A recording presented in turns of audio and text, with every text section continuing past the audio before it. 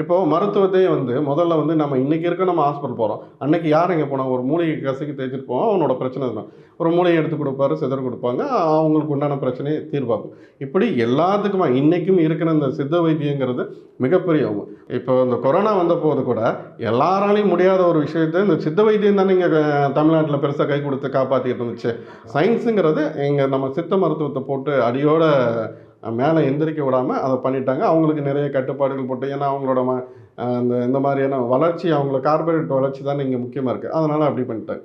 இப்போ சித்தர்கள்னு எடுத்துக்கிட்டாங்க, அவங்க தான் இந்த இத்தனை விஷயத்தையும் கொடுத்தது யார்? இப்போ எனக்கு சும்மா வந்துடுமா, எனக்கு ஒரு மாந்திரிகளை எனக்கு சும்மா வந்துடுமா? கிடையாது. ஆன்மீகம் சார்ந்த எந்த ஒரு விஷயத்துக்கும் சித்தர் பெருமக்கள் தான் முதல் கோடு போடுறாங்க. அனைத்து விஷயமும் எங்கே வருதுன்னா அவர்கள்ட்ட இருந்து வந்தது. அப்போ அவர் கொடுத்த மந்திரம் எல்லாம் வந்து எப்படி பொய்யாயிரும்? அவர் கடவுளை பற்றி பாடின பாடல்கள் எப்படி பொய்யாயிரும்? இது அத்தனை விஷயமே இங்கே வந்து நம்ம யாரும் புரிதல் இல்லாதது தான் இது. இப்போது இன்றைக்கி பழனி கோயிலில் இருக்கிற முருகன் இருக்கா இல்லையா, நவபாசானத்தாலானது.